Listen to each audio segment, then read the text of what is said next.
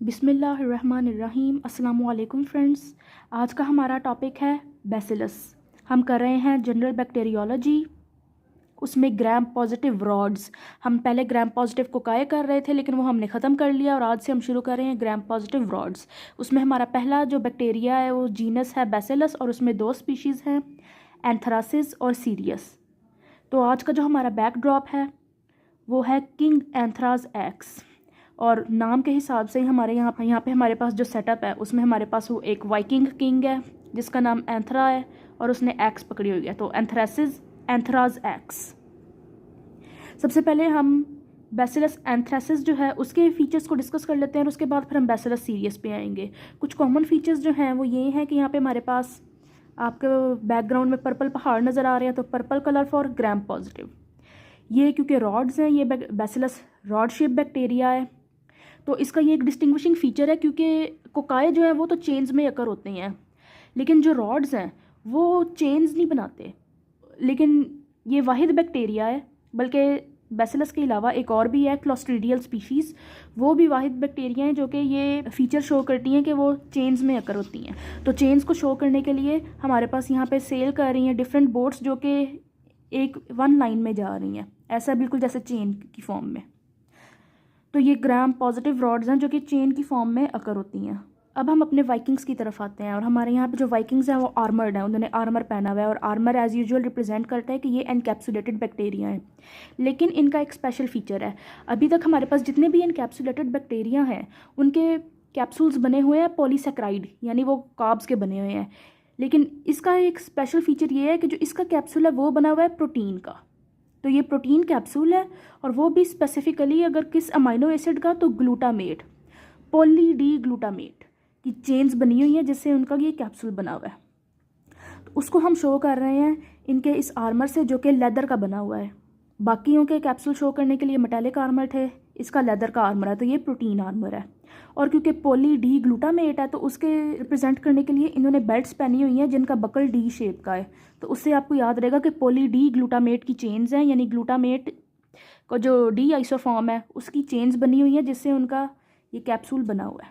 अब हम अगले फीचर पे आते हैं, वो ये कि ये स्पोर फॉर्मिंग बैक्टीरियाज हैं। स्पोर्स को रिप्रेजेंट करने के लिए यहाँ पे हमारे पास एक डिश है जिसके अंदर वॉलनट्स पड़े हुए हैं और ये वाला हमारा जो वाइकिंग है वो यहाँ पे वॉलनट्स को रोस्ट कर रहा है, तो वॉलनट्स रिप्रेजेंट कर रहे हैं स्पोर्स को। अच्छा, ये बैक्टीरिया एक बहुत ही ढीठ किस्म का बैक्टीरिया है और वो एक फ़न फैक्ट ये है कि ये पोटेंशियल बायो वारफेयर एजेंट है, यानी बायोलॉजिकल वेपन के तौर पे भी यूज़ होता है। और एक ज़माने में अपने दुश्मनों को मारने के लिए इन्वेलप्स भेजे जाते थे जिनमें इनके स्पोर्स होते थे। सॉरी, तो दुश्मन बेचारे को तो नहीं पता होता था कि इन्वेलप जो है वो इसके स्पोर्स में सोक्ड हैं, तो वो जब इन्वेलप खोलते थे या वो स्पोर्स उनके हाथों पे लग जाते थे और वो उनको इन्फेक्ट कर देते थे और उनको पता भी नहीं चलता था। कुछ अरसे बाद उनको एंथ्रेक्स की बीमारी हो जाती थी और वो मर खप जाते थे। खैर, तो ये स्पोर फॉर्मर्स हैं और ये काफ़ी रेजिस्टेंट किस्म के बैक्टीरिया हैं। एक और इनका फीचर ये है कि ये ऑब्लिगेट एरोब हैं। ऑब्लिगेट एरोब जिसका मतलब है कि ये ऑक्सीजन के बगैर ज़िंदा नहीं रह सकते, एनारोबिक कंडीशंस में ये सर्वाइव नहीं कर सकते। इसको रिप्रेजेंट करने के लिए हमारा जो सिंबल है वो है एयर बैलो का। अगर आपको पता हो एयर बैलो क्या चीज़ है, ये एक तरह की डिवाइस ही है, मैकेनिकल हाथ से यूज़ करने वाली डिवाइस जिससे वो हवा बाहर निकलती है। आपने कार्टून्स में भी अक्सर देखा होगा। और इससे क्या करते हैं कि हम आग को भड़काते हैं। अगर हमने लकड़ियों पे या कोयलों को आग लगाई हो तो आग को भड़काने के लिए हवा मारने के ये काम आती है। इसकी मैं एक फ़ोटो भी डाल दूँगी। एयर बैलो का ये सिंबल रिकरिंग सिंबल है जो कि आगे जब जहाँ भी आएगा वो रिप्रेजेंट करेगा कि ये ऑब्लिगेट एरोब है, ये वाला ऑर्गेनिज्म। खैर, ये हमारे जनरल फीचर्स थे और अब हम आ जाते हैं बैसिलस एंथ्रेसिस के टॉक्सिन्स के ऊपर। बैसिलस एंथ्रेसिस के पास दो टॉक्सिन्स हैं, एक अडीमा फैक्टर और एक lethal factor. Oedema factor EF और lethal factor LF। Oedema factor को ये वाइकिंग रिप्रेजेंट कर रहा है, इसने हाथ में शील्ड पकड़ी हुई है जिस पे लिखा हुआ है EF और एडिमा फैक्टर।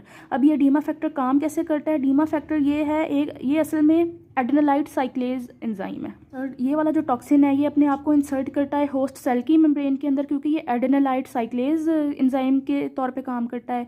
ये कन्वर्ट करता है ATP को साइक्लिक AMP में। साइक्लिक AMP में कन्वर्ट करने की वजह से होता क्या है कि जो इंट्रासेलुलर वाटर कंटेंट है वो सेल के अंदर से सेल की बाहर की तरफ जाता है, इफ्लक्स होता है वाटर का, जिसकी वजह से एडिमा हो जाता है बॉडी के अंदर। तो एडिमा फैक्टर एडिमा कॉज करता है। जो साइक्लिक एएमपी है उसको रिप्रेजेंट किया गया है इस कैंप से। वैसे तो पिछली वीडियो में जो हमारे पास कैंप था वो कैंप टेस्ट के लिए था, लेकिन आगे जितने भी वीडियोस में हमारे पास कैंप आएगा वो साइक्लिक एएमपी को रिप्रेजेंट कर रहा है कि एड्रेनालाइट साइक्लेज जो है साइक्लिक एएमपी के लेवल्स को इंक्रीज़ करेगा, जिसकी वजह से वाटर का इफ्लक्स हो जाएगा और एडेमा हो जाएगा। दूसरा हमारे पास जो फैक्टर है वो है लीथल फैक्टर। उसको ये वाला वाइकिंग रिप्रेजेंट करेगा, उसकी जो शील्ड है उस पर LF लिखा हुआ है, लीथल फैक्टर। ये लीथल फैक्टर कैसे काम करता है कि ये एक सिग्नलिंग मॉलिक्यूल है होस्ट सेल के अंदर, यानी हमारी ह्यूमन सेल्स के अंदर एक सिग्नलिंग मॉलिक्यूल है जिसका नाम है map kinase. Map kinase responsible है सेलुलर ग्रोथ को रेगुलेट करने में। अब ये जो लीथल फैक्टर है ये जाके मैप काइनेज को इनहिबिट कर देता है। जब मैप काइनेज इनहिबिट हो जाएगा, सेलुलर ग्रोथ रुक जाएगी, सेल मेंटेन नहीं, अपने आप को सस्टेन नहीं कर पाएगा और सेल की डेथ हो जाएगी, नेक्रोसिस हो जाएगी। तो ये वाइकिंग जो है जिसके पास लीथल फैक्टर की शील्ड है वो इस मैप से मैप काइनेज याद रखिएगा, इस मैप को आग लगा रहा है, जिसकी वजह से यहाँ सेंटर में मैप राख बन गया है। और ये बिल्कुल ऐसे लग रहा है जैसे टिश्यू का नेक्रोसिस हो गया, और ये ब्लैक नेक्रोसिस और रेड एरिया बिल्कुल ऐसे फील हो रहा है।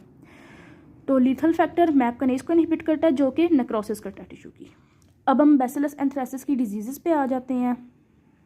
सबसे पहले ये कॉज करता है क्यूटेनियस एंथ्रैक्स पैप्यूल, जिसको रिप्रेजेंट किया गया है इस रिंग ऑफ फायर से। और इस रिंग ऑफ फायर में जो ज़मीन का जो हिस्सा एनक्लोज्ड है वो अगर आप गौर करें तो ये सारा ब्लैक एंड हुआ है, चार्ड, ब्लैक एंड, स्मोक्ड हुआ है। ये बेसिकली रिप्रेजेंट कर रहा है कि क्यूटेनियस एंथ्रैक्स पैप्यूल में जो हमारी स्किन है, ढेर सारे छोटे छोटे पैप्यूल्स और ब्लिस्टर्स जो हैं स्किन पर बन जाते हैं। कुछ दिनों के बाद वो ब्लिस्टर्स जो हैं वो फेस्टर करते हैं, उनमें नेक्रोटिक डेथ हो जाती है, वो फटते हैं। तो सेंटर में ब्लैक कलर का स्कैब, ब्लैक एस्कार फॉर्म हुआ होता है, नेक्रोटिक टिश्यू सेंटर में ब्लैक होता है, और इर्द गिर्द रेड इन्फ्लेमेटरी बॉर्डर होता है, एरिथेमेटस बॉर्डर होता है।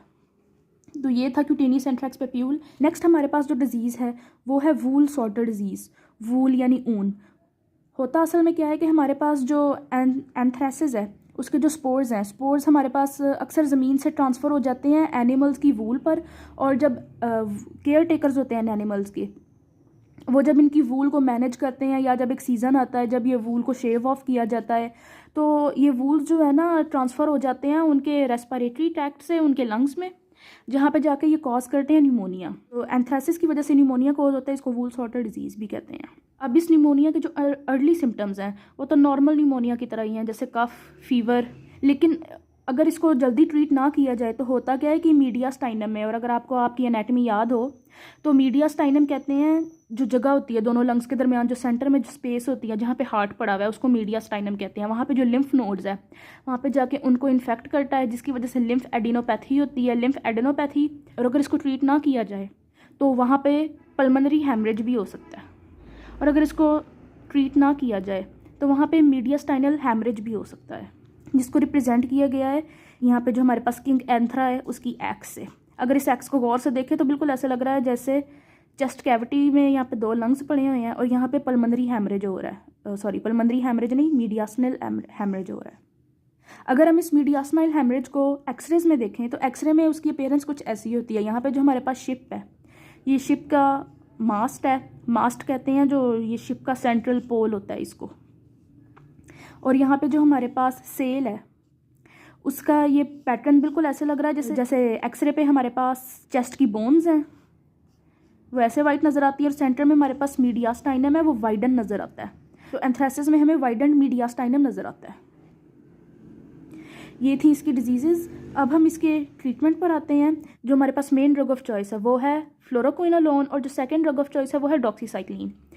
उसको रिप्रेजेंट किया गया है कि हमारे पास यहाँ पे शिप है जिसके ऊपर 2 डेकोरेटरी व्हील्स लगे हुए हैं। जो पहला व्हील है उस पर फ्लावर बना हुआ है जो कि रिप्रेजेंट कर रहा है फ्लोरोक्विनोलोन्स को, और सेकंड व्हील बाईसाइकिल व्हील से है, साइकिल डॉक्सीसाइक्लिन। तो फ्लोरोक्विनोलोन और डॉक्सीसाइक्लिन।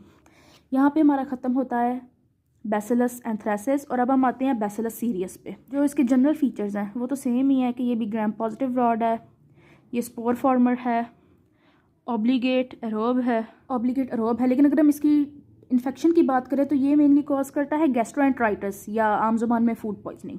ये बैक्टीरिया जनरली एसोसिएटेड है हमारे पास चाइनीज़ फूड्स या स्पेसिफिकली फ्राइड राइस से।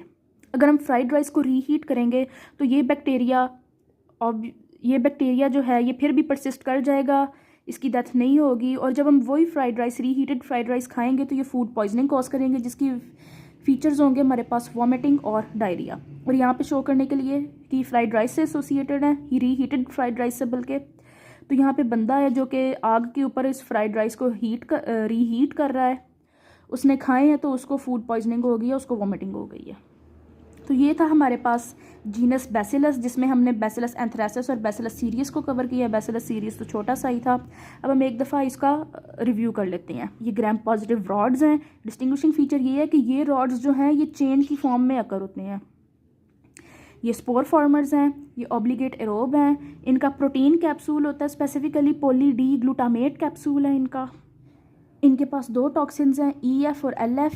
EF जो है एडेनोलाइट साइक्लेज के तौर पे काम करता है, जो कि साइक्लिक AMP के लेवल्स को बढ़ाता है, जिसकी वजह से जो है वाटर का इफ्लक्स होता है होस्ट सेल से बाहर की तरफ और एडिमा कॉज हो जाता है। और साइक्लिक AMP कैंप, उसको ये कैंप से रिप्रेजेंट किया गया है। सेकेंड टॉक्सिन है LF, जो कि मैप काइनेज को इनहिबिट करता है, जिसकी वजह से टिश्यू नेक्रोसिस हो जाती है, सेल डेथ हो जाती है। अगर हम इसकी डिजीज़ की बात करें तो ये कॉज करता है क्यूटेनियस एंथ्रेक्स पैप्यूल, जिसमें हमारे पास जो लीजन्स हैं वो सेंट्रल ब्लैक नेक्रोटिक एरिया है और इर्द-गिर्द रेड एरिथेमेटस मार्जिन है। सेकंड है वुल्स वाटर डिजीज़। ये एक टाइप ऑफ न्यूमोनिया है जो कि अगर जिसको ट्रीट ना किया जाए तो ये कॉज कर सकता है मीडियास्टाइनल लिम्फ एडेनोपैथी और मीडियास्टाइनल हेमरेज, जिसको हम एक्सरे पे देखेंगे तो एक्सरे पे बिल्कुल ऐसे नज़र आएगा कि जो मीडियास्टाइनल स्पेस है वो वाइडन हो चुकी हुई है, खुली हो गई है। और इसकी जो ट्रीटमेंट है उसमें हमारे पास फर्स्ट ड्रग ऑफ चॉइस है फ्लोरोक्विनोलोन और सेकंड ड्रग ऑफ चॉइस है डॉक्सासाइक्लिन। ये था बैसिलस एंथ्रेसिस। बैसिलस सीरियस के जनरल फीचर सेम है कि ये भी ग्राम पॉजिटिव है, ऑब्लिगेट एरोब है, स्पोर फॉर्मर है, लेकिन ये कॉज करती है फूड पॉइजनिंग, वॉमिटिंग और डायरिया, और एसोसिएटेड है रीहीटेड फ्राइड राइस से। तो ये था हमारा आज का बैक्टीरिया। होपफुली आपको अच्छी तरह समझ आ गई है। Thank you.